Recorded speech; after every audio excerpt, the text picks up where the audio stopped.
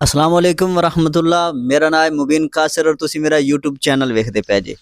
मैं पिछले 4-5 साल तू यूट्यूब ते खज्जल होंदा पिया, लेकिन किसी पास भी कोई कामयाबी नहीं मिली। मेहरबानी करके भाईजान थोड़ी जी सपोर्ट कर दिओ। थोड़ी सपोर्ट दे नाल हो सकता है कि मेरा ये चैनल कामयाब हो जाए। हुण मैं स्टार्ट की है व्लॉगिंग और अज दा व्लॉग स्टार्ट करने जी अल्लाह दा नाम लैके। बिस्मिल्लाहिर्रहमानिर्रहीम। आज सुबह 8 बजे जो मैं घरों बाहर निकलन लगा तो मेरी नज़र पे घर दे विच लगे गुलाबां ते।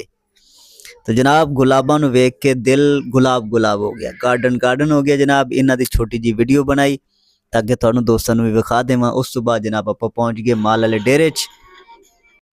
इत्थे पट्ठे कुतरन वाले पिया। मैं बंदे नूं आखां मियां तू मुठ ला ते मैं नाल व्लॉगिंग दे नाल पट्ठे भी तेरे छिक देने। वैसे एक गल है, व्लॉगिंग के चक्कर दे विच मैनूं लगदा मैं कुछ ज़्यादा ही काम होया जाना। आ पिंडां वाले रोजे भी रखते हैं नाल काम दे वट करते हैं। ये पट्ठे कुतरन तो बाद जनाब मैं ते अहमद साहब निकल गए पट्ठे वड्डन वास्ते। जी अहमद साहब स्कूटर ते बाना है कि मेरे नाल जाना पट्ठे वड्डने हैं? पट्ठे वड्डने इत्थे नहीं बाना है, आ जा।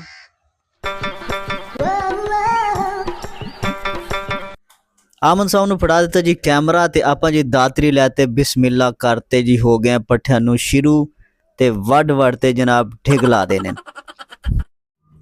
ओए होए होए, एक ते वजन च आया रोजे दे नाल, दूसरा कैमरामैन नूं स्लोमो चढ़े हुए। कैमरामैन साहब खुदा दा वास्ता जे यार इनू तेज कर दे, तो मैं थल्ले सुट देनी जे। हाँ ठीक है, इत्थे सही है ना स्पीड। जान दो साह जी। डंगरां नूं पट्ठे पुट्ठे पावन तो बाद जनाब मैनू शाम नूं जाना पै गया मिंचनाबाद।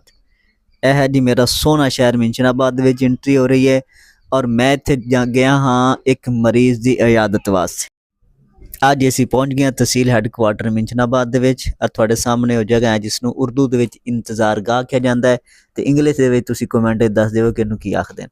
उस तो बाद जनाब बंदा सानूं आ गया लवन वास्ते कि सानूं पता नहीं है साडा मरीज़ किस वार्ड दे विच है। फिर जनाब असीं उसदे नाल गए और जाके मरीज़ की इयादत की। यह अज दा मुख्तसर जिहा व्लॉग। अगर पसंद आया तो लाइक और शेयर लाजमी कर देना। शुक्रिया, अल्लाह हाफिज़।